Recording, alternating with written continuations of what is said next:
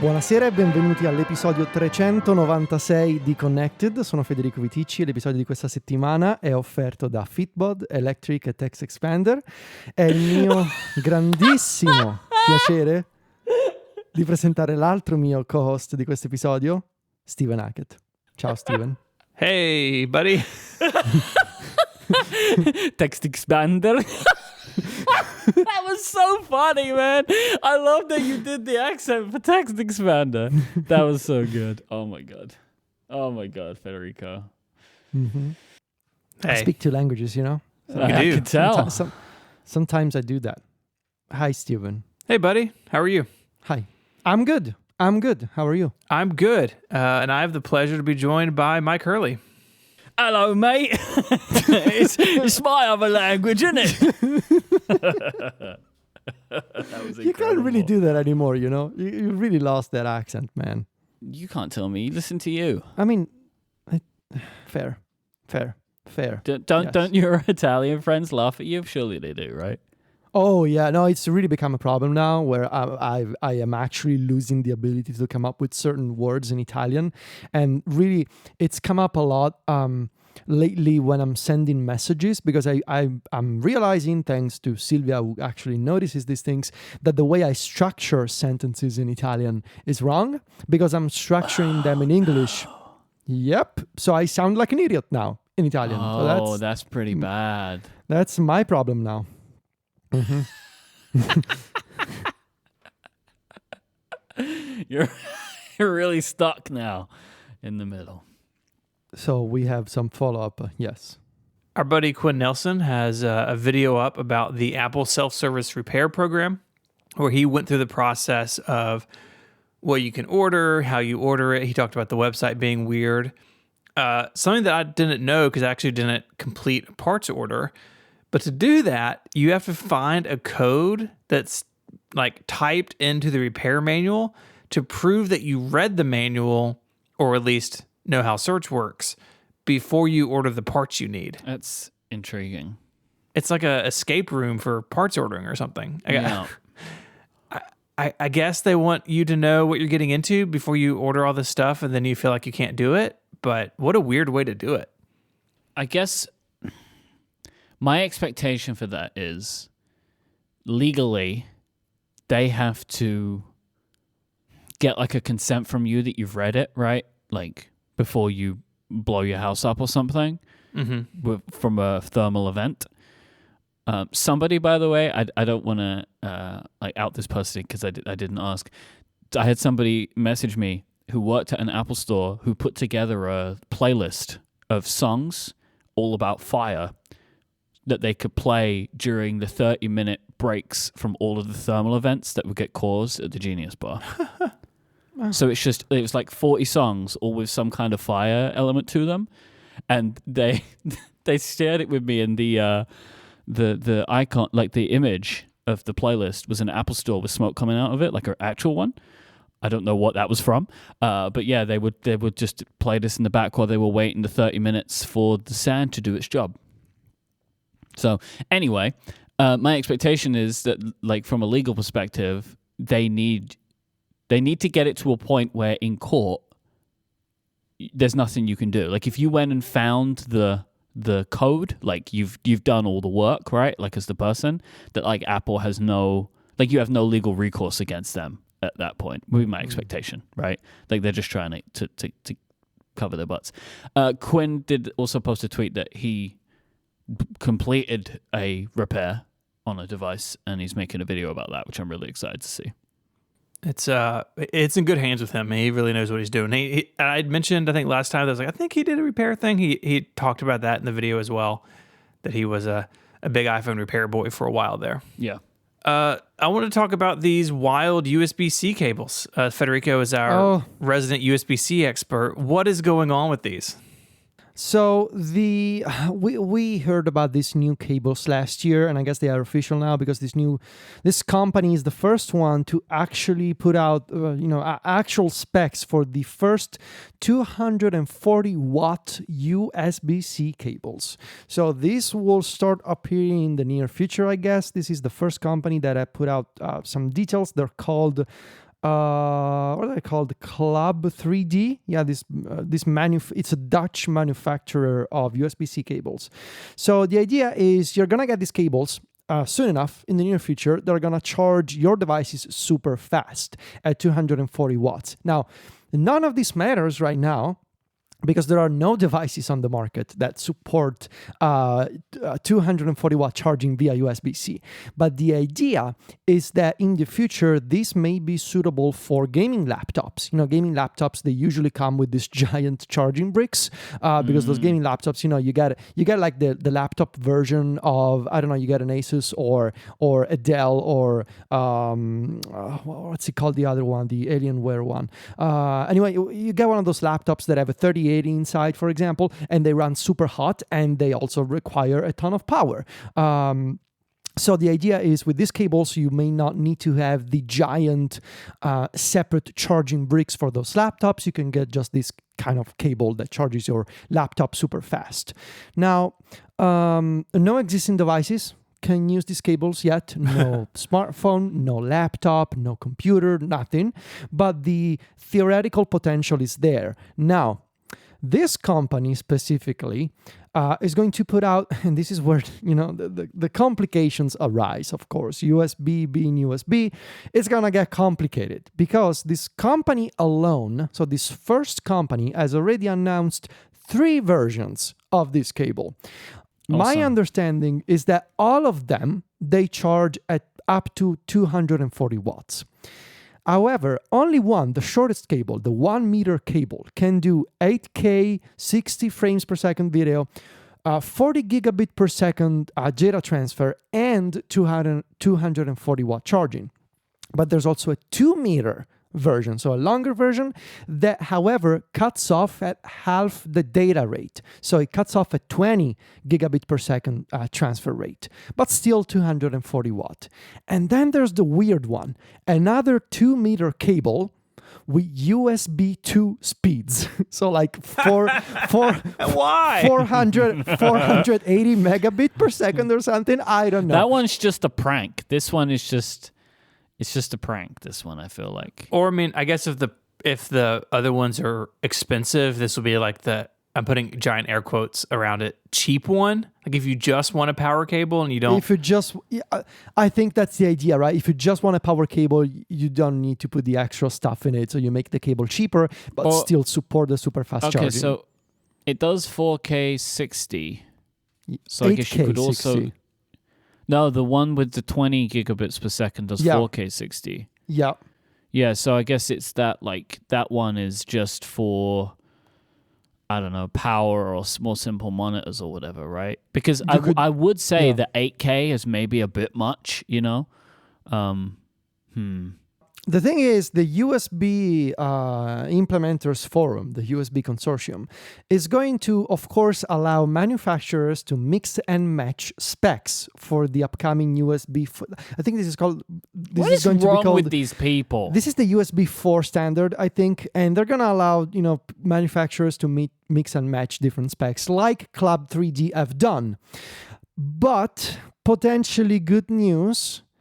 This time they have official labels and stickers that they will put out on, and logos that they will put on cables. So there's like an official graphic for 240 watt cable, 240 watt charging brick, 40 gigabit per second data. They have like these little cute stickers now. And maybe that's gonna fix everything. Maybe not, because I am sure...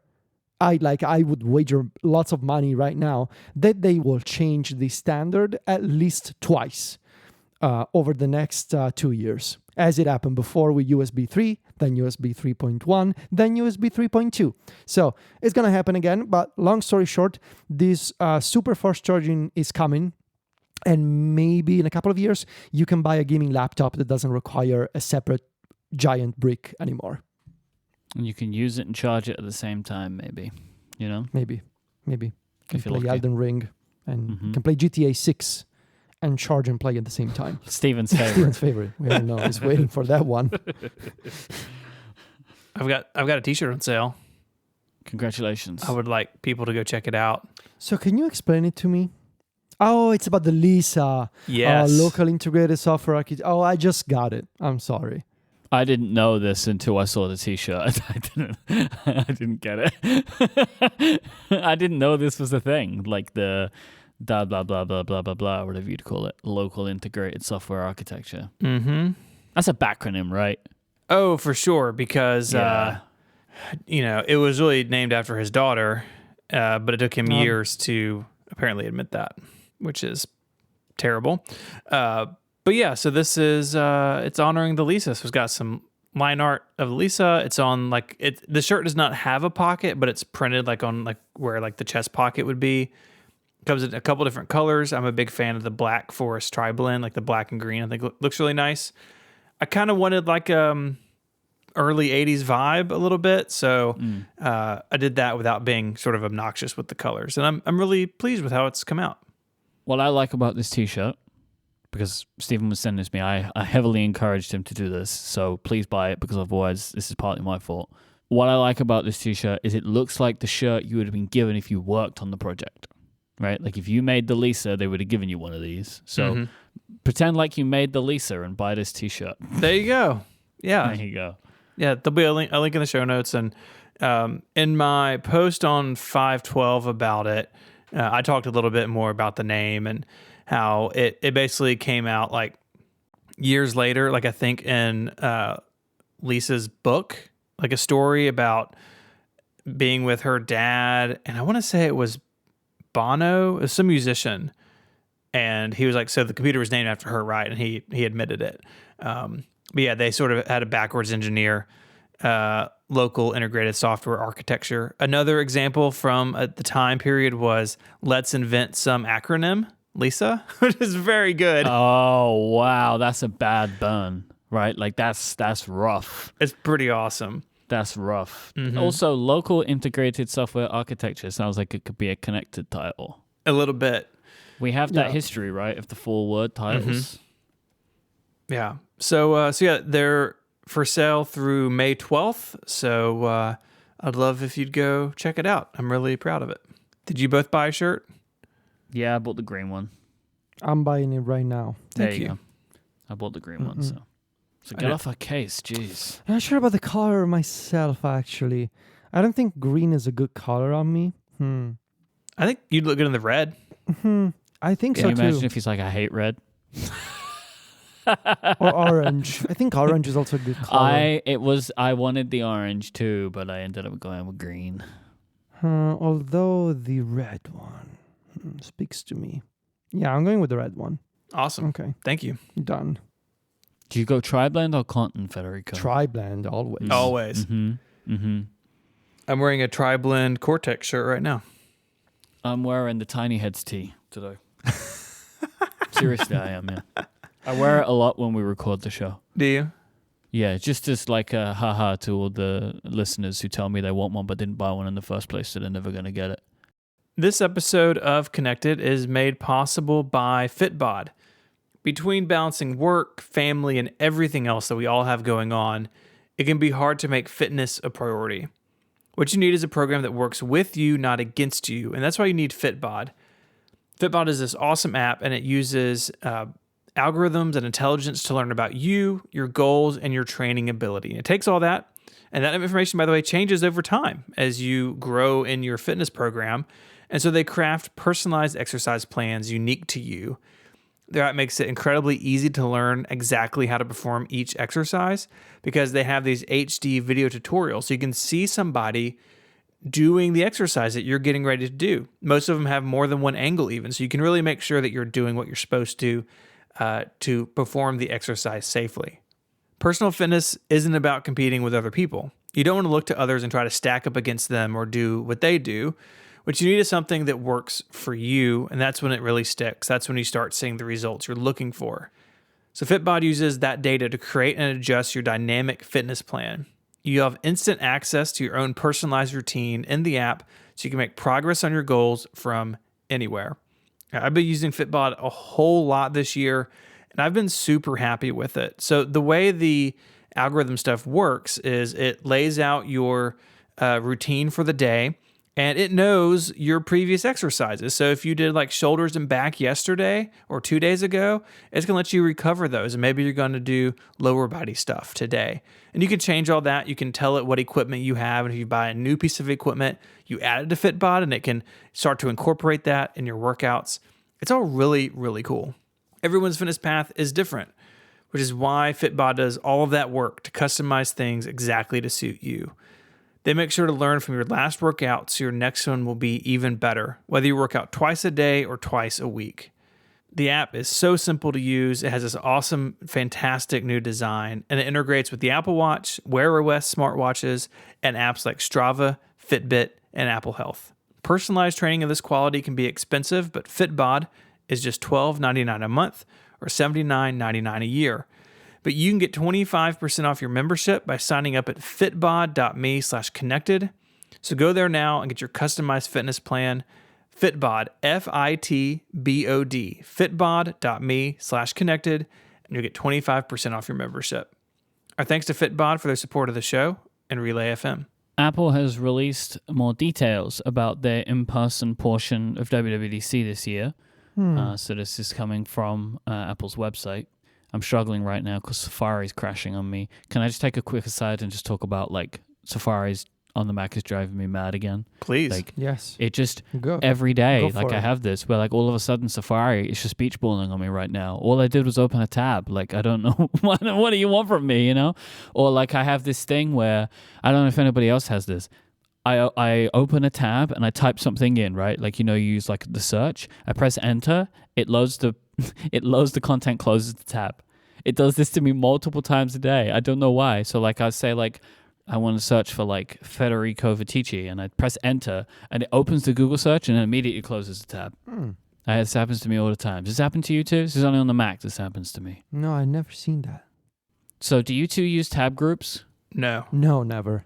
Okay, I use tab groups, and I reckon this is part of the problem. I use tab groups a lot, and I think something's freaking out in there because of that. It's very frustrating to me. I have to force quit Safari now, so we just give me 1 second, all right? I'm getting there. I'm trying my best, you know, but this is nothing to do with This me. is great content. I love it. I'm vamping. All right, so now I'm going to open the link again. Okay, we're hosting a special... Nope, we already got that part. This is the eligibility, right? So attending this event is free and open to members of the Apple Developer Program and Apple Developer Enterprise Program. Invitations will be allocated through a random selection process and are non-transferable. Submit your request on May 9th to May 11th, and you'll be notified of your status on May 12th. That's what they're going for. Okay. This celebration marks the start of an inspiring week of sessions, labs, and lounges, all online and with more activities than ever. I mean, I think this is basically what we expected. Random selection process. I would put random in, again, air quotes. I'm sure There will be an element Random. of it, There'll sure. be an element of randomness for some seats. Some seats I'm sure will be selected. You know, it closes the same day, or you could be notified the same day as the final day of ordering a 512 t-shirt. So Apple and I coordinated on this, clearly. Oh, really? They're doing it in honor of 512 day. Oh, that's amazing. Yeah, I thought it was pretty cool of them. Gather with others in the developer community to watch the keynote and the State of the Union videos alongside Apple engineers and experts. Explore the all-new Developer Center and so much more. What's the Developer Center? I said this, and Steven said, hey, that's the website. And I was like, oh, okay. Sit down and explore a website. But I thought like, oh, okay, maybe they have like a new update for the Developer Center, you know? Now, it turns out it's also a building. So this first came up, of all places, in the Apple Epic lawsuit.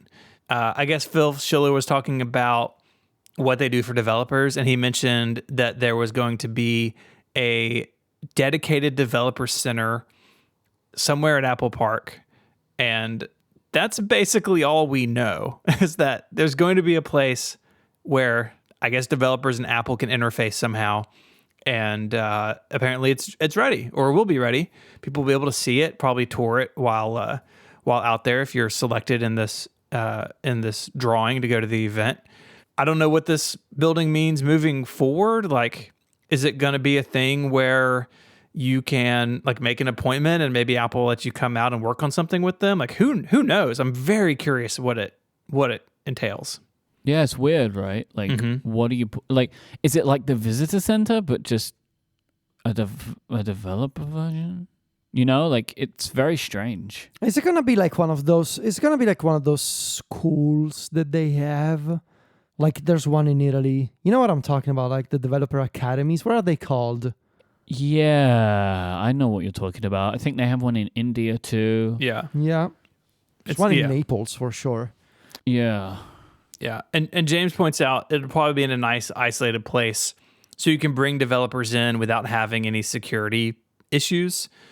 Maybe this is something where if there's like minor announcements throughout the year, maybe Apple even does them from here, for select developer partners. Or if they're, bringing somebody in, like Apple loves to do this, especially if there's like a big like technology shift in software, or sometimes they do it with hardware too, of like, oh, we invited EA in and they got their game up and running on this in just 6 days. And, maybe that sort of thing will happen here too, because it's sort of isolated and controlled. Like James said, it's not just wandering around the ring. Sounds like a great thing to have if you're going to be having like a mixed reality headset, and you want people to come and try out their apps on a mixed reality headset. Like I always think back to with this kind of stuff, the Apple Watch. Remember when they had developers go to Infinite Loop and like try their apps on the Apple Watch? Do you remember that? Oh yeah, kind of. Yeah. So like they had like a time period from when it was announced before it came out, where select developers could apply and go to Apple's, I think it was Infinite Loop then, and you would get time with Apple over a few day period, and you could run your apps on their test hardware for the watch. So this is the kind of thing I expect that they'll do. Going back to the developer-focused event, they have like a health and safety section. They want proof of negative COVID test within 3 days. Masks are encouraged, and they have nothing on vaccination proof required for the event, and are saying they will provide details on the latest requirements to attendees prior to the event, I'm assuming, if things change. That's less stringent than I thought it would be. Well, I actually think this matches what they're asking from their employees, because Apple does not have a vaccine mandate. They never have. Yeah, and they say that they'll provide more details. So I would imagine if the situation with COVID changes drastically in California, they are holding back a little bit, saying, hey, we can change these rules if we feel like they need to, or if they're mandated to somehow. Yeah, and we don't know if it's inside or outside. They haven't said anything about that kind of stuff yet. I just always naturally assumed that they would be performing like lateral flow tests, like the antigen tests, on anybody going in, but maybe they will, maybe they won't. It's their choice, right? People know, right? Like if you are uncomfortable with that, don't apply. I mean, it says you have to provide proof no more than 3 days before. I don't think they're going to be doing tests there. I think you've got to show up with that in your hand, or you. Well, yeah, but you could do both, right? Maybe you could still do both. So yeah, I mean, my biggest takeaway of this, like, it's about what we expected. May 12th is like 3 weeks or something, 3.5 weeks before the event. So if you're going, it's a pretty short time to plan something, but I guess. Yeah, it doesn't seem like that well, at least they haven't said that they're restricting it. Like they're not saying it's US only or whatever, right? No. So, no. But yeah, like if you, at least they are saying like, this is the date you will be told. That's right? good. Like, I like that. I think that's a really good system to be like, if, you will be told by this time, like May 12th, 6 p.m. Pacific, like that's it, I guess one way or another, right? You gonna throw your name in the ring? For this, no. No, I'm not going to do that, no. I did say I would apply for a WWDC pass. This ain't it, right? Like, this is not a WWDC pass. I'm not going to put my name in for this, no. You sure you don't want to see the developer center be taken there, never to be seen again? I want to see it. I would like to go and see it all, but I'm not gonna put my name in for this. Like, I mean, it's gonna look like just everything else their architecture looks like now, right? It's. I like it. I liked it. You love to see it. Listener Caleb is unhappy with my Flexi title. Who chose it? I thought the Discord did, and I just adopted it. Mm-hmm. So Caleb wrote in, each time you read the Bill of Rights, there seems to be a noticeable disdain in your voice for the title Attorney General Flexi. As a former U.S. history teacher, Caleb writes, I thought I would dig in a bit to our government via Wikipedia and see if there are any better possible titles I could suggest. So there's about a dozen in here. Chief Flexi of the United States, Ambassador Flexordinary. What is that? Ambassador Extraordinary, I think, is a term. They just made it flex. If you were going to do that, I would prefer Ambassador Flextraordinaire. Yeah, me too. But, Yeah. Speaker of the Flexies, Secretary of Flexies, Flex Majority Leader, Flex Majority Whip. Isn't as dirty as it sounds. No, I prefer Flex Majority Leader. Like, that's just very good. Chairman of the Joint Chiefs of Flexies. Okay. Under Secretary of Flexies. He wrote Commandant, maybe Commander of That's the Flexies. Commandant, right? Isn't that Commandant? Oh, that's what it is. Yeah, I didn't read it Okay, fancy enough. Commandant. Okay. And then Flex Master General. AG Flexi is the best. Just is, in my opinion. Attorney General Flex is still the best one. However, Speaker of the Flexies is also true for you. Yeah. Yeah. You are the Speaker of the Flexes. But the problem is, you are the Speaker of the Rickies always. Right. Always. As the rule reader. So I feel like that is just an honorary title bestowed upon you, irrespective of any win or loss. Yeah, I feel like that one doesn't work for that reason. That's like a state of being, really. Yeah, which is you. You are that being. Yes. These are all really good. They are good. But I would miss AG Flexi too much. I think I would too. I really do like Chairman of the Joint Chiefs of Flexies. Right, but that makes it feel like... Oh, it's got chairman in it too. Oh, well, then you can't do it. Yeah. But that also makes it sound like you're our bosses or something, which I don't like. Kate says that I've slandered the Discord. They did not come up with Attorney General Flexi. Okay, was it you then? I guess maybe so. Right, if it was you, then you can't change this. Yeah. You chose it, Well, he's known to be a flip-flopper, though. Yes. Uh-huh. Flexi flip-flop. Flexi flip-flop. Uh-huh. You can change to that if you like. But FFF. Flexi flip-flop. These are all good, but I think I'm going to stay put. I feel like Attorney General Flexi, has the momentum behind it. it also, I don't know, because like a good 80s vibe, like AC Slater, you like AG Flexi, I like that too. Exactly. AG Flexi. I don't know. It also reminds me of those TV shows like NCIS or what's the other one, like CSI. Let's talk to the Attorney General. I don't know. It just feels it's perfect. very, very American. Get the Attorney General on the phone. Crimes have happened. Crimes of passion. Yeah. So thank you, Caleb. I appreciate you looking out for me and for our government, but I think I have to pass on the suggestions. Our government, the three of us? I mean, Caleb and I shared government. I'm assuming he's American as he taught U.S. history. I mean, so I don't think U.S. history is being taught in other countries. Cannot be a Frenchman teaching U.S. history? Why not? This episode of Connected is also made possible by Electric. When leading your small business, it's not all glamour. In fact, sometimes it's a matter of spending hours trying to find that laptop lost in the mail for a new hire or dealing with some other technical emergency, which you're well equipped to deal with, but maybe you just don't have time anymore. The team over at Electric know small businesses, maybe like yours, then they face these challenges. That's why they've solved this problem for you by operating as your IT department. So instead of spending time sorting through unused application licenses, setting up employee laptops, and answering never-ending IT questions from your team, you can focus on building your empire. With Electric acting as your IT department, you can get back to what you're good at. Plus, you get a really cool IT platform to see and manage everything. Delegation is so critical in a small business. It's really hard to do. I get it. Mike and I have had to do a lot of it at Relay over the years.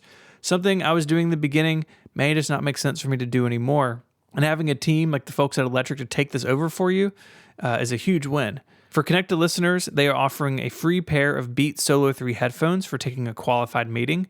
Just go to electric.ai/connected. That's electric.ai/connected.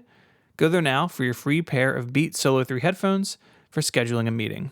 Our thanks to Electric for their support of the show and Relay FM. So I was on one of my favorite web blogs, 512pixels.net, yesterday, and found out... He's got a t-shirt for sale. Yeah, it's all right. And and, and found out that 1Password 8 for Mac had been released to the public. I feel like I'd forgotten about this for a long time because I wasn't using the beta. Because I don't know why. I know you two both were. I would not use a beta of my password manager. That freaks me out a little bit as a thought. I don't want things like that going wrong. And I just wanted to ask the two of you a little bit, like what your experiences of 1Password 8 have been so far. Pretty just fine. I actually really like it. Okay. I love the new system-wide thing with the autofill, with the command shift. Space? That floating like universal search thing. That I actually really like. I love the design. It really works for me. Yeah. Steven, what do you like? Yeah, the design is nice. I think the universal autofill is one of the best features in 1Password 8. So to flesh that out a little bit. Basically, it puts 1Password at the OS level. So say you're trying to sign into Zoom, you can invoke 1Password, and they're doing a bunch of stuff in the background to know when application's in the foreground, and it can bring up, these are your Zoom logins, and you can autofill it from anywhere. It used to be that was just trapped in your browser. Now it's across a bunch of different apps on the Mac, and that's pretty awesome. So this isn't officially supported like it is on iOS.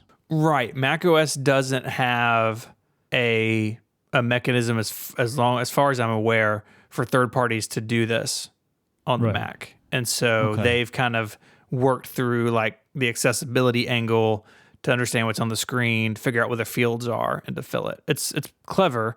I wish Apple had a more sustainable way for that to happen, and maybe they will. But yeah, this is what makes me laugh. This sort of they put all this work in, and then in 6 weeks' time, Apple's like, "Hey, we've brought this feature to the Mac," but maybe not, though. I don't know. Maybe definitely possible, But they're going to have users, I guess, on Monterey for a while. So even if Apple offered it, I'm sure they wouldn't mind having it there for older OSs. And this also might exist. I don't know, but maybe this will exist on Windows too, right? For 1Password. Mm-hmm.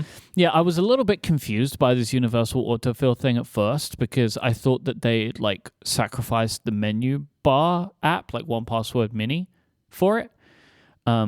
Because now by default, when you click the menu bar thing, you just get two options. One is to open 1Password, and one is to open the universal search thing, which I thought was a not great move. That was just breaking how I use it. But you can change in settings to when you click that, it opens the universal search thing, which I only do this just so I can get used to the new behavior of a keyboard shortcut. But I was very used to just going up there and clicking the menu bar too. So I'm happy that it has that. It's just it's just how I've used it for years, right? I've just gone up there and clicked. Interesting. Why is this happening to me right now? But yeah, so never mind. The Safari extension doesn't follow the theme color of macOS. This is very upsetting to me. I'm sure it's a bug. They'll work out. Well, I mean, now it's their colors, so I don't think it's a bug. Oh, that's no good. They've branded it. It's now a little 1Password icon with the silver and the blue. Do you not use the extension? I use Chrome. Oh, yeah. Of course you do. And I never use dark mode on my Mac, so that's why I didn't notice. Yeah, there's that too. Wait, what's dark mode got to do with it? What's dark mode got to do? Oh, you meant the appearance color, not the light or dark mode. Yeah, I have the little mine are yellow, right? Because it matches my Mac. Oh, from yeah. system I preferences. actually set mine to purple too. I didn't notice that. So now I've got the little, everything else is yellow up there except 1Password. And I'm like, come on, 1Password. Right. Well, it's the 1Password blue though. It's the branding. No? But I don't, I mean, yeah. Yes. But everything else that I have follows the theme color as a system. So I would just prefer if they did it that way, but they haven't, so whatever. Okay. I mean, obviously there was so much hullabaloo, right, about the Electron stuff. Is that a thing? What is the hullabaloo? Was the hullabaloo worth it? Is my question. I should disclose they are a ongoing sponsor at Mac Power Users. So there's that. I think, and we've talked about this on the show, I think that the argument about Electron on the Mac is kind of dumb. I think it's really an argument about how those apps are implemented. Yes. 1Password, yeah, like a discerning Mac user is going to know there's something different about it, but it mostly looks and works the way that you would expect. And that wasn't true in the early betas. We should say 1Password 8 on the Mac has been in beta since the fall, I think. It's been a long time. A long time. Yeah. And they spent a lot of that time, rightfully so, fixing a bunch of those weird UI things.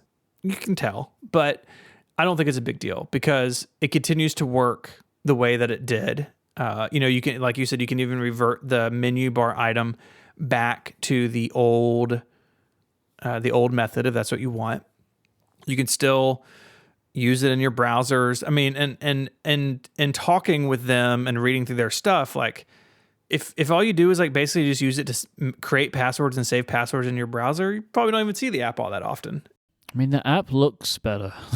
It does look better. I don't, so like, I know that it fundamentally bothers people, but it looks nicer than it did before. So I don't really know what to say. It says, who cares? Like this thing about like, oh, it's Electron. Who cares? Like the only people who care about this stuff. Well, people care. No, but why? Like, does it do what you want it to do? Great. Does it not? Don't use it. There's no need to start a war about all these things. Like, who cares? Like, move on and try something else. Like, not everything needs to be like this crusade against products. Like, whatever. The world is full of other apps. Use something else. We don't the care system about one, your right. You can use the system one, which I think will get promoted to like a fuller app.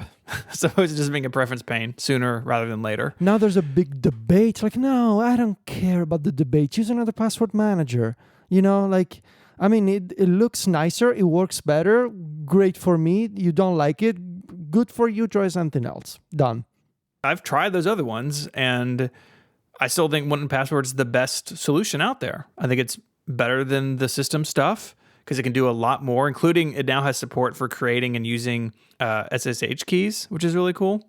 There are some other things, though, that people are unhappy with. I agree with Federico, the Electron thing is not a big deal to me.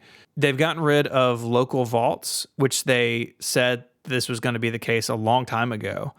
And what that means is, so in the past, you've been able to just use 1Password. If you just had it like on your Mac, you could just have it, have those credentials like just on your computer, right? Not syncing to a 1Password server anywhere.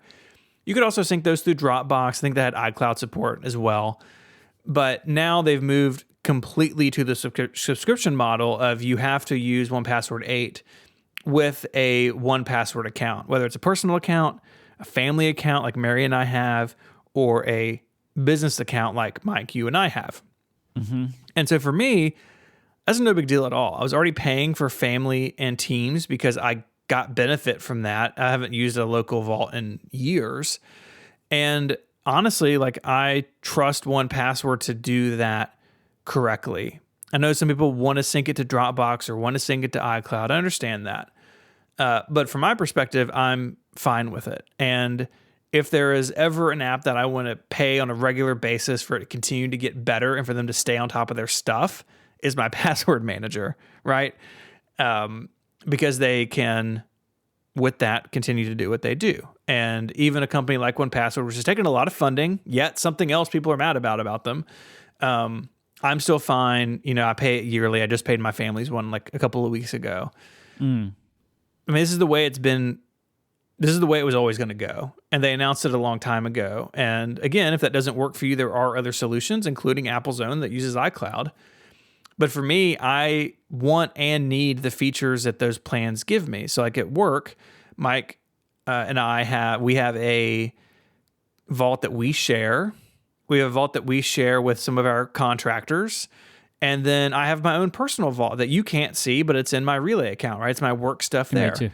Mm-hmm. Same thing, secrets, just to keep between me and my computer. Same thing at home. I've got a vault. Mary has a vault. We have a combined one.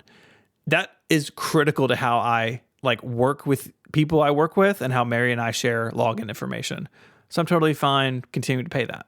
I do understand that one a little bit more, like, because I can imagine that there are maybe, I mean, I'm sure there are some customers who not necessarily just don't want a subscription service, but just don't ever want to sync this stuff in the cloud. Like, I think that that's a valid thing. Like, to just be like, I don't want it ever syncing. I just want it to live on my computer only. And I guess 1Password 7 is still available to you, but it won't be. I mean, and I do say, I understand why that could frustrate people, but ultimately, 1Password is allowed to make its own decisions as a company, right? Yeah. And this is the way that they want to go to. I was going to say to be sustainable, but I don't think that's the case anymore. It's not about sustainability for subscriptions now for a venture-backed company. It's about recurring revenue so they can continue to be profitable and valuable.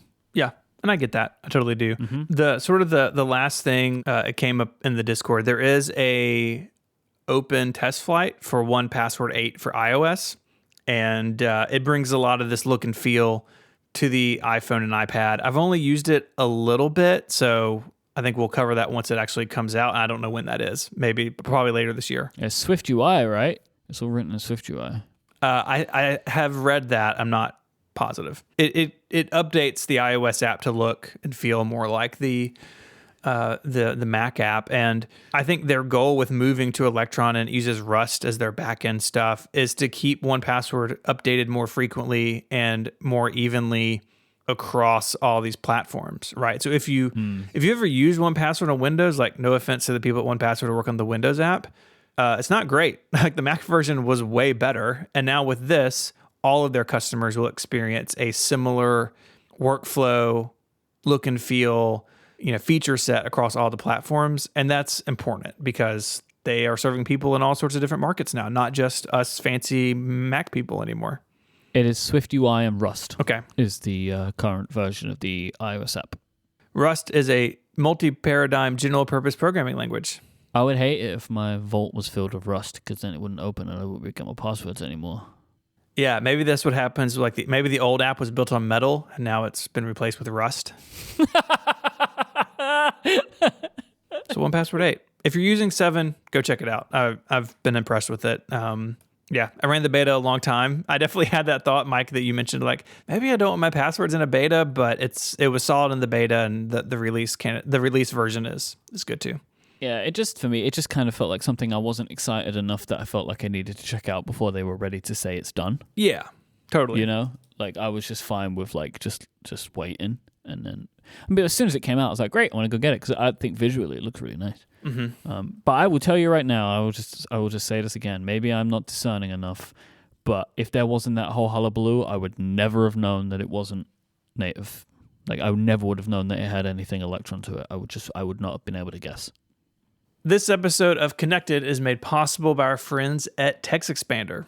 Get your team communicating faster so they can focus on what's most important. With TextExpander, your team's knowledge is at their fingertips. Get your whole team on the same page by getting information out of silos and into the hands of everyone that needs to use it.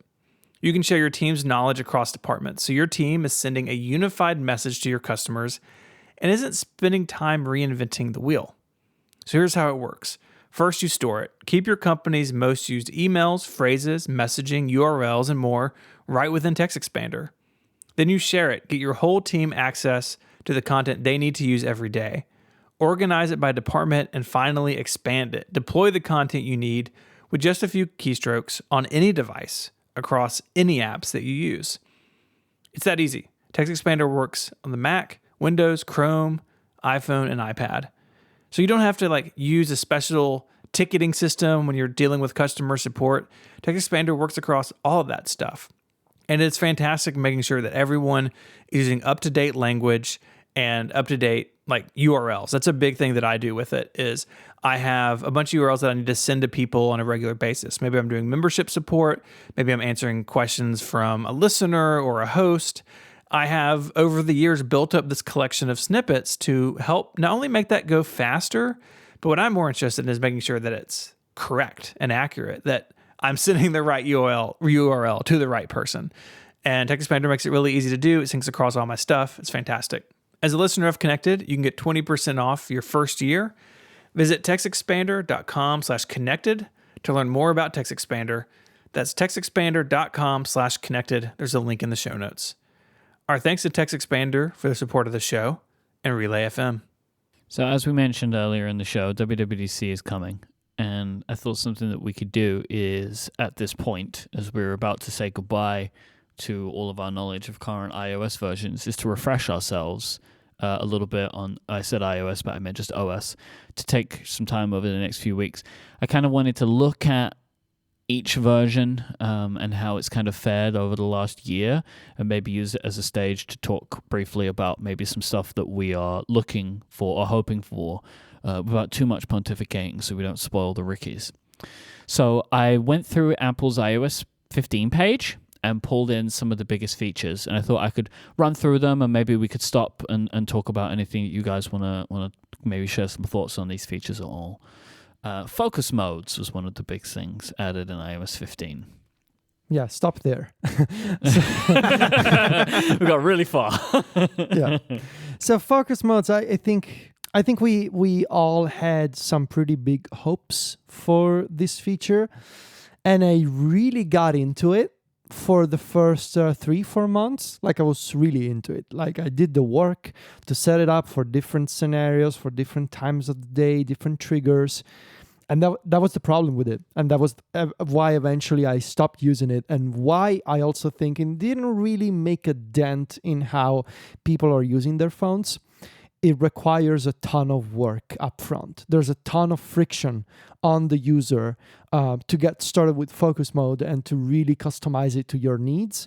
And if Apple, if they continue working on this, meaning if it doesn't go the way of screen time, where it got popular for that year that everybody was talking about, our habits when we're using our phones, digital attention and all that kind of digital well-being, like Apple rolled out the feature and then they kind of forgot about it. So if it doesn't go like that, and I don't think it will, because Do Not Disturb is something more universal, something that a ton of people use. If the company continues to work on this, I think they should really... If they continue to focus on it. Yes. Oh, my God. If they continue to work on this feature, they should try and figure out ways to make it easier to get started. Yes. To make it easier to say, basically, don't punish me if I'm going to set up 5 different focus modes. But even things like copy and paste settings between modes, it's a ton of work to pick every single individual app and every single person and customizing the settings.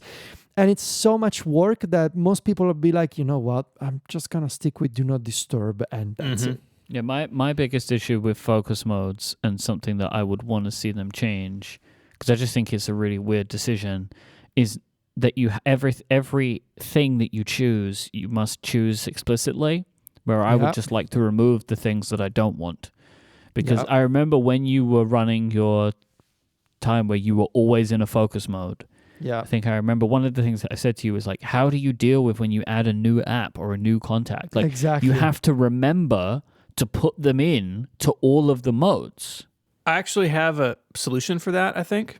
So say that you install a new application and it has notifications. When that panel comes up and says, 123 app would like to send you notifications, I would love from there to say, okay, it's allowed in this, and this focus mode, or it's not allowed in the others. Because right now you have to step through the focus workflow every time.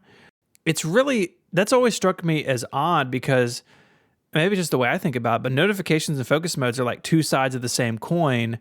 Why can't I get to that from the other side? I don't know. It seems so simple to me. Maybe I'm missing something, but I think that would be a nice way to elevate it and make it a little bit easier to get into. Because if you don't do it, then your systems slowly break down over time, right? Because you've installed new things, you have new contacts, whatever, and 6 months down the road, your focus modes don't really do what they were supposed to do, because you've added all this stuff and they are unaware of it. Don't really know how Apple, we're saying these things and they make sense, but practically speaking, how do you fix them? I don't know. But I think I don't put a lot of faith into Apple saying, oh, now it's easier to get started with focus modes because we are using intelligence to determine the apps and contacts you want. And like, that's not a solution because I don't fully trust your quote unquote intelligent Siri based system to determine the apps. But make it easier for me. Like I mentioned, copy and paste up between different modes for the settings that you use. That could be one idea. Another one could be what Mike said of like, rather than include things, start from an exclusion standpoint, sort of like, here's the default, just pick out the things you want to leave out. So that could be another way to build a focus mode. Maybe I'm just saying this, maybe make focus modes shareable so that people can build a template for a focus mode and they can share it with you. And so it's easier to get started. Maybe that would be just as successful and popular as Apple Watch sharing. Sharing. As soon as I said it, I thought of it. I was like, you know. So there was a general notification overhaul. One of the things was notification summaries, which I tried once and never tried again. Oh, I've leaned into it. No. Big time. Really?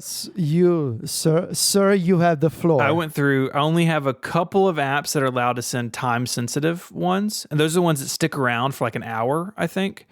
And before they end up back, they sort of stick to the lock screen, basically. They don't disappear into Notification Center after you've unlocked the phone. I got a couple apps that do that. It's Todoist and maybe Messages, and maybe the only two. And then I've got some that send me regular notifications like they always have, but a bunch of stuff that like, yeah, I'd like to know what's going on in here, but it's not critical. I've shoved off into the summary, and I've got 3 summaries a day. I've got 8 a.m., so it catches overnight stuff, noon, and then 8 p.m. So it kind of splits the day. And it's worked out really well, actually. So things like parcel or test flight or I'm trying to unlock my phone as I talk and find other examples. But it's just a handful of things that I've moved out into that scheduled summary. You think you know a guy, you know? Yeah, right. So it was redesigned in iOS 15.2. They now have this like a floating bubble type thing going on used to be like this very boring stack of notifications, and in 15.2 they gave it a bit of a new design, but I think it shares many of the same problems of focus modes, meaning you got to do a ton of work up front, right? And it's not my problem with the notification summary is that it's a binary thing. Like you can set up multiple summaries, but you can only send notifications to one summary that gets delivered at multiple times throughout the day. Whereas what I would have liked to see was, okay, give me a news summary, give me an entertainment summary, give me a gaming summary, give me a social summary. Like, let me set up categories of apps so that I can triage my notifications like that, so that I know that in the evening I get my social media summary, and maybe in the morning I get my news-based summary. Like, that was my hope for this feature, but now it's just set up multiple schedules like an alarm, and otherwise you just mark things as going into the summary, but that's all you can do. You cannot categorize anything. And I realized that, asking for more categorization may be in direct opposition to saying require less work from the user. But in this case, I would be up to see something like Apple categorizing things for you. They do have, I'll share this, there is a precedent for Apple using categories to automatically organize stuff for you on your device, and that's the app library. Yeah. So why not use those same categories to automatically create summaries for you, and then you can set up the schedules you want. But you could say gaming notifications, go into the gaming summary. Maybe that's a direction that could be explored. Time-sensitive notifications. They're okay. Some apps have been abusing them. I've seen some apps that do you really need a time-sensitive notification for a movie ticket? Like, no, you don't. I have very few, very few time-sensitive. Like, there aren't really many applications or all that I think need this. And also, just like I'm not particularly fond of the way that iOS handles it. It's like too aggressive, which is why like I don't even have like calendar alarms as like calendar alerts as time sensitive, because it's too aggressive. You can't get rid of them. And I know that's kind of the point, but I tend not to like it. Yeah, I think the key there is find the one or two you really need and don't put any others in that category. Yeah. It also says time sensitive in capital letters at the top of the notification. Way which is too bold. Way too bold. Yeah. You know, really annoying. not a big fan of that. Quick Note, which is Oh yeah. barely an iOS feature. Barely an This iOS is feature. barely an iOS feature. I mean, you can see the quick notes, but this is all. Like, I actually, in the next app stories, I went down this rabbit hole about quick note and how it works. But basically, my problem is that it's not cross-platform. It's really an iPadOS feature that was kind of tucked on macOS and iOS. On iOS, it does nothing, right? You only see the quick notes in the quick note folder, but it doesn't. That's weird. And which is weird, but it doesn't do anything. It doesn't support the swiping from the bottom to capture a quick note. It doesn't support the highlights. If you've saved highlights from a Safari page, it doesn't do anything. So this is part of a bigger thing that I would like to see, which is proper multitasking on the iPhone. But I guess we'll talk about that in the future. But yeah, barely an iOS feature. And also, it's not an API, so I don't know. Should QuickNote be something that developers can customize? Should be like, I would love to do anything in floating QuickNote mode, personally. Like, not even note taking, right? Just, I don't know, floating Twitter. That's not a terrible idea. Like, I love the that's terrible. I love the picture-in-picture on iPhone for video. So, like, it totally works. Like, if that's allowed, right? Why not QuickNote? I don't get it. SharePlay, which we spent a bit of time talking about over the last couple of weeks. Like, none of us use it. None of us really see a need for it, but we heard from lots of passionate ones that do use it. Lots of legitimate use cases for most people. It's possibly a gimmick. But I haven't seen anyone in real life talk about this. But some people have some quite actually sweet and legitimate uses for this. So great for you.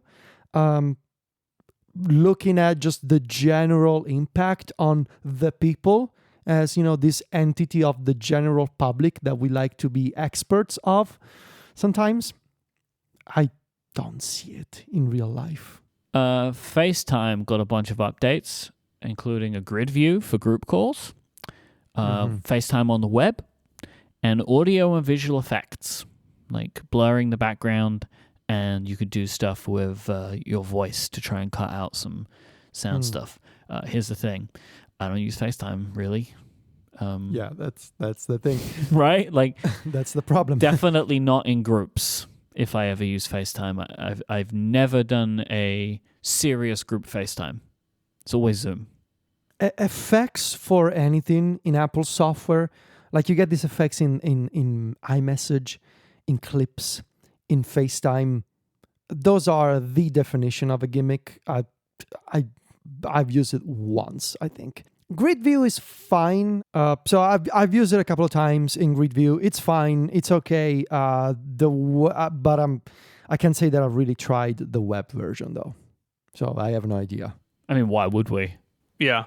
Right? Like, why would we? It kind of feels like they caught up to Zoom at the end of the pandemic, and at that point, so many companies have signed up for business plans like Zoom accounts. Like, for example, Sylvia's dance school. They have a Zoom account, like a business Zoom account, because they do remote lessons when someone is sick, right? Makes sense.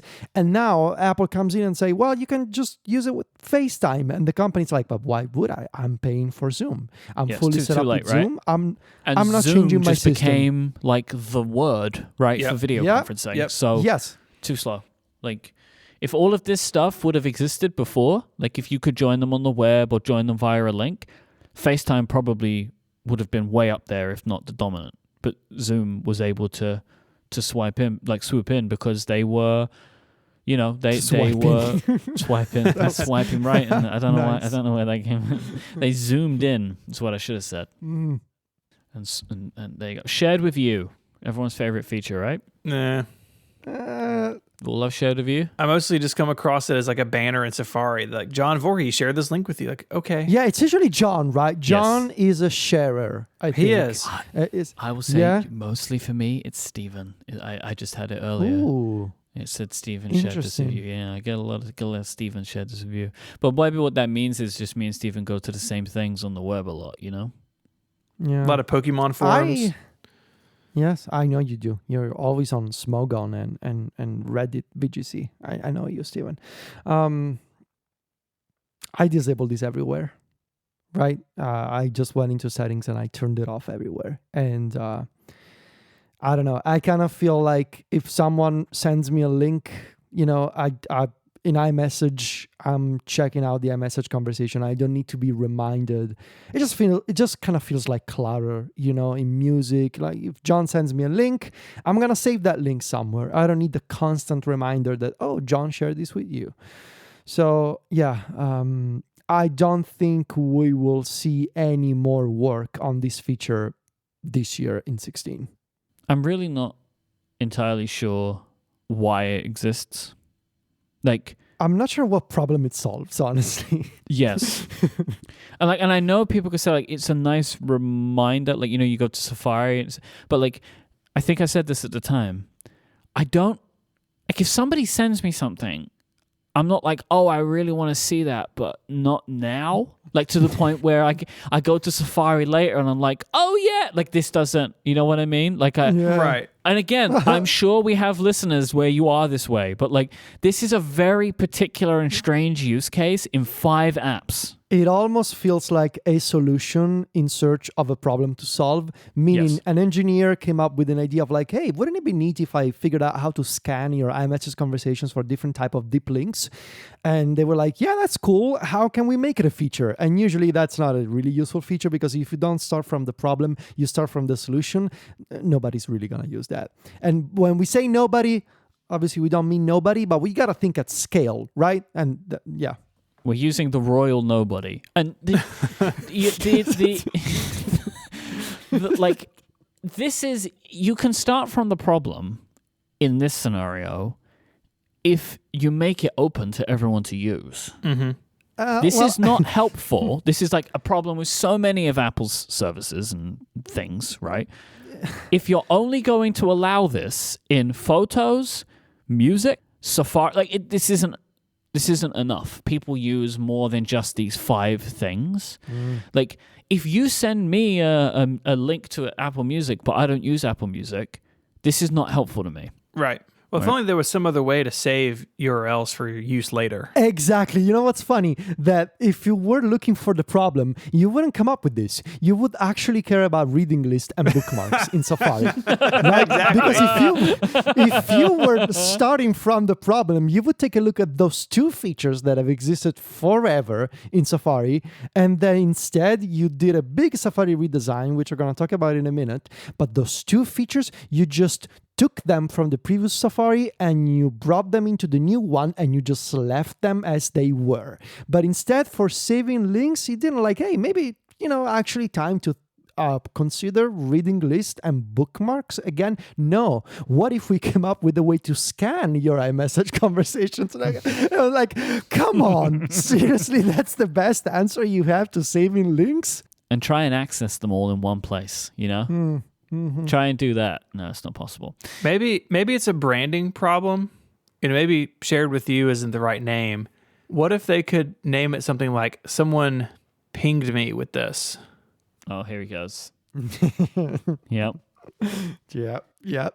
There's something there, I think. What was it called? The thing on Apple Music that was like Connect? discontinued. Connect. Oh my God. Yeah. Connect. Yeah. Mm-hmm. Anyway, I'm sorry. Was Safari. it Apple Music Connect? Or It was Apple iTunes Music. Connect. It was, No, iTunes iTunes Connect Connect is the is a back thing. end stuff. Yeah. No, but it was called Connect. Yeah, Apple Music Connect was like, oh, hey, I'm your favorite band, and I'm like posting Right. pictures on Apple Music on my trips. Like, no, they're just going to use social media like a normal person. Yeah. And I think it was just like U2 and Trent Reznor for like Coldplay. months. And Coldplay Coldplay, were not Trent Reznor. Yeah, Coldplay. Yeah. Oh, well. Safari. So got a big redesign on iPhone. The main thing being moving the address bar to the bottom and finally fixing the way that tabs look. We've got tab groups and extensions. I'm just going to go ahead and say that I think the new Safari, especially on the iPhone, is the best work that Apple has put out in years. Correct. Because I feel like it's the result of it's a great combination of having a specific vision for something, but also getting a part of it wrong at the beginning and actually listening to users and iterating over it over the course of the summer. Like, so well done in terms of listening to the community and being very humble about it and be like, tell us what is wrong with this, because we actually thought we had it, but it seems that we don't. So tell us what's wrong and let's see if we can figure it out. And I think the result is excellent. I've been using the new design since it was fixed in beta 5 or 6 or whatever last summer. Haven't looked back. Obviously on the iPad I'm not using the new design, so maybe on the iPad side things are a little more shaky, but on the iPhone I think really well done. If anything, it's a shame that this design is exclusive to Safari. Yes. Yeah, more stuff should be bottom centric, right? Especially as these phones get bigger. Why do I have to reach to the top in every other application for stuff? I'm a child. I'm a child. Stop. What Stop. is wrong Stop. with me?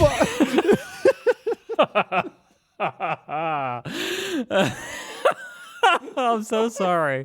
I'm so sorry. So why did you do that? I was trying to keep it together and you just had to.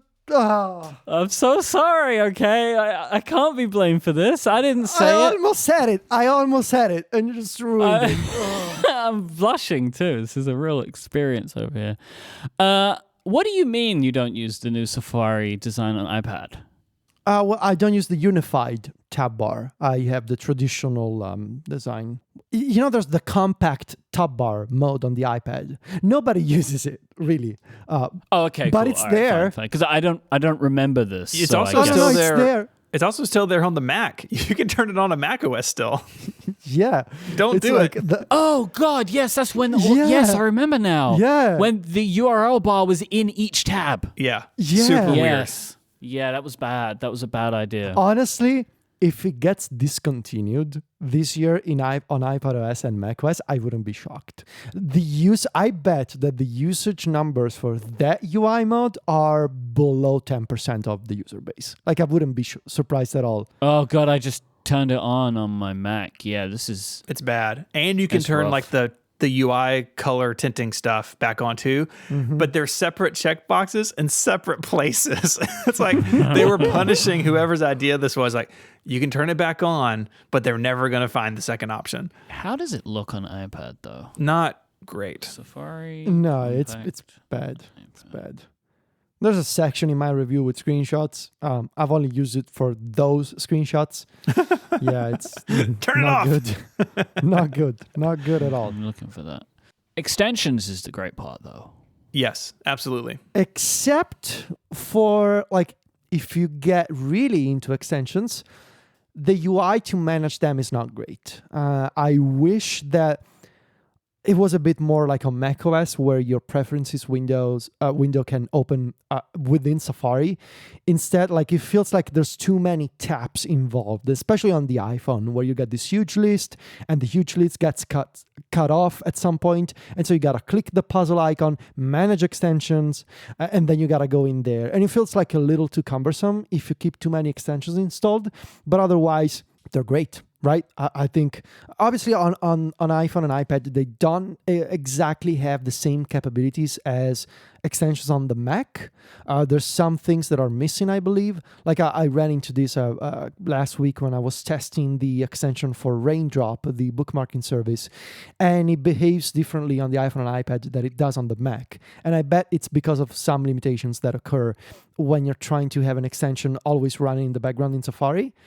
But otherwise, solid job. My only reservation, but I think I'm actually in the minority here, is tab groups. I don't personally use them, but I know quite a few people who do, including I one do. of our very own here. So Yeah, I use them to my own detriment, but I do use them. why?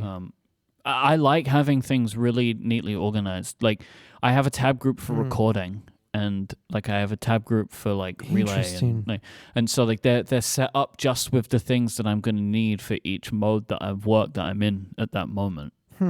And then they sync from device to device, like all of my devices. And I really like it. I do really like it. Live text, great feature. Great feature. Perfect execution, I would say. Integrated system-wide. It's in the camera. It's in photos. It's in Quick Look. It's now in shortcuts. Honestly, I don't have anything else to add here. Maybe down the road, obviously it's happening, right? Especially if Apple gets into AR more and more. I think the camera, like the actual real-time integrations will go deeper than what you can do right now. Obviously, Apple has to do it if they're working on headsets and glasses, right? To be able to actually sort of overlay graphics on top of recognized text, but also objects like street signs, for example, like directions and that sort of thing. But for now, for just extracting text, super well done. Yeah, for me, I don't use it often, but every time I do, I love it. Like, it's like I have to get a phone number from something or an email address or something, and it's on a piece of paper, or one for me is like somebody, this is the worst. I can't believe this is how I have to do this. Like somebody sends you something in a message and you just want to copy a part of it. And so you take a screenshot of the iMessage, then you can use live text to select one part of the iMessage. That is genius. You know what I usually do when that happens? I copy the whole message and I paste it into the compose box, and then I cut the part that is relevant to me. The problem is that occasionally with my stupid fingers, I've done the wrong thing and I've sent the message that somebody sent me back to them. Yeah, so why do you think I figured this thing out? Because I did that all the time. Yeah, just take a screenshot and use the live text and you can copy part of it out of there. So... It is silly that you have to do that. I kind of can't believe that we still don't have text selection inside of iMessage. Like, that's just wild to me that we're still in this world. But yeah, I again, don't use it often, but every time I do, I love it. Like, it's a great feature. Photo memories, they got changed. Everybody that listens to the show knows that the three of us hate that. Boo. They added a bunch of privacy features. There was the app privacy report, which I've never looked at.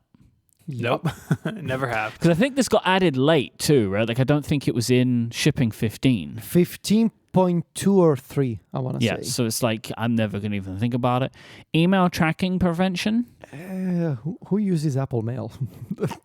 I do. Oh, God.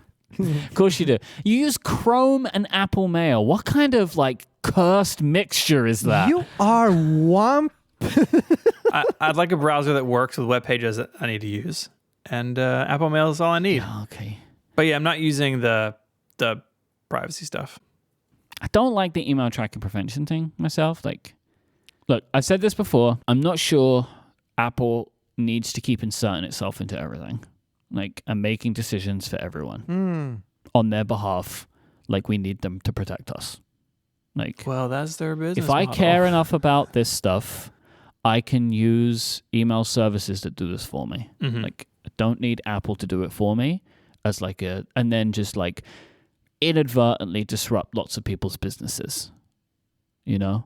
Like knowing that somebody opened your email is important, and from a privacy thing, it's not the worst thing. And I know that there's more than that, but like the fact that it also cuts out people that are trying to build businesses that have email newsletters attached to them, it's like seems a bit heavy-handed to me.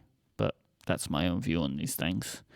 And also they do, iCloud Plus, where they do the private relay thing, which I've never used because I don't need that or want that, and Hide My Email, which also I don't want. And so like this is the thing, Hide My Email, somewhat I feel similar to email tracking prevention, and it made Steven's life worse for a while.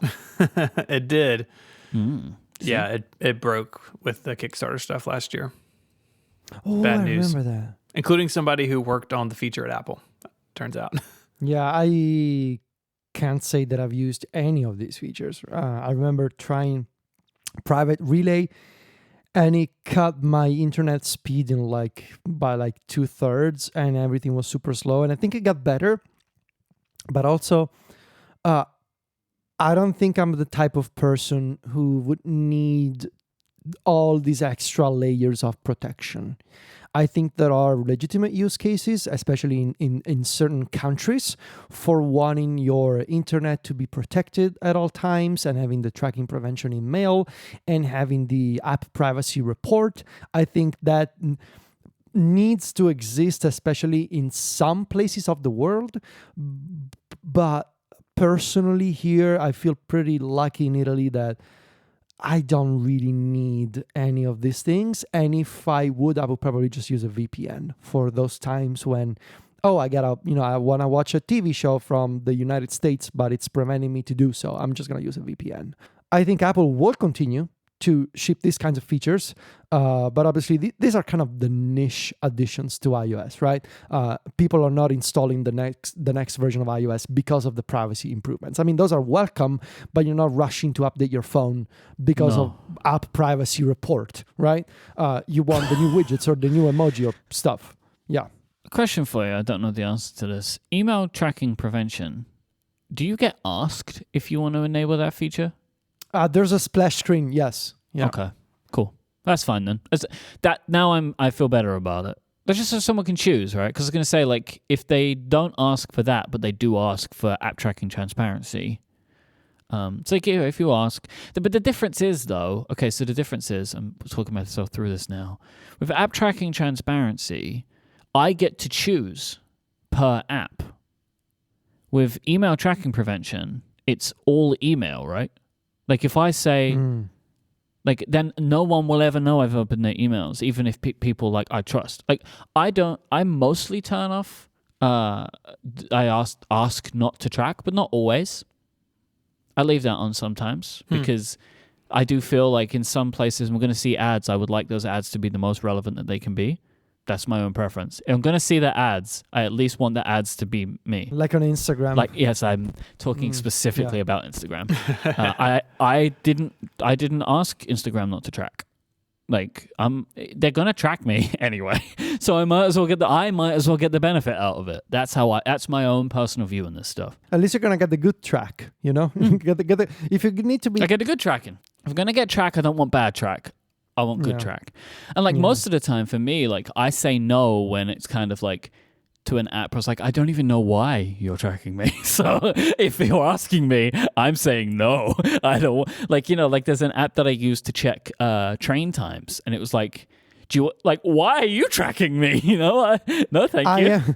I'm pretty sure I once installed like a Plex third-party client, and it asked to track me. I was like, wait, I just wanted to watch a recorded episode of the Gossip Girl reboot that John recorded for me on his Plex server, and you're tracking me? Why?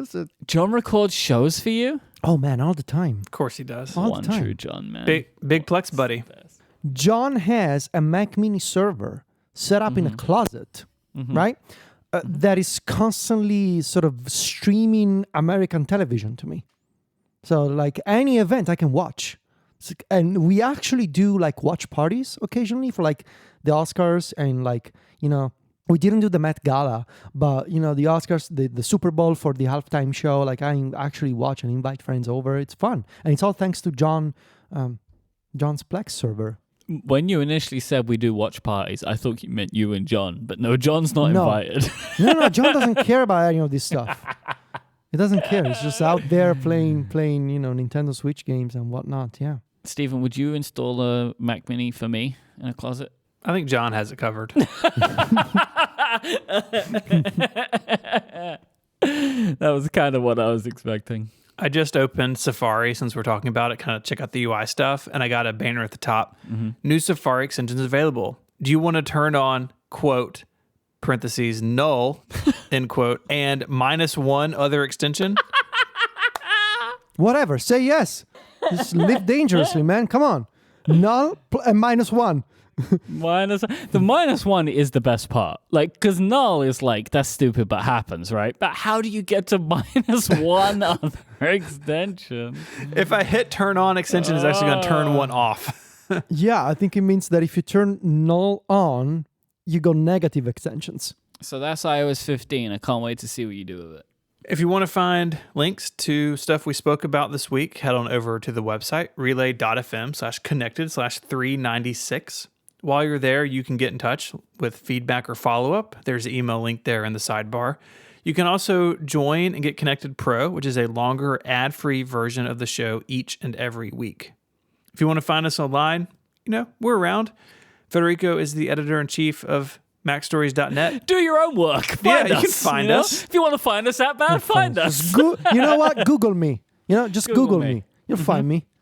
Google me. You can find Federico at MacStories.net, and he doing Pokemon stuff, on the internet somewhere. Yes, on MacStories.net. Yes. Yes, MacStories.net/Pokemon, I think is the page. Yes. You can find Mike. He's around too. He's on Relays, a bunch of other Relay shows. You can probably find him on our website. Fair. You can find my t-shirt link in the show notes. Okay, it's a good t-shirt. I bought it. I encourage you to buy it. It's a good t-shirt. I also bought one. You can walk around and you can pretend that you worked on the Lisa. I mean, who wouldn't want that? You know what I'm saying? Yep. Good it was t-shirt. out before all of us were born, but that's fine. What else do you do at the end of the show? Oh, you thank our sponsors. I'd like to thank our sponsors, Fitbod, Electric, and Text Expander. Until next week, guys, say goodbye. Arrivederci. Cheerio. Bye, y'all.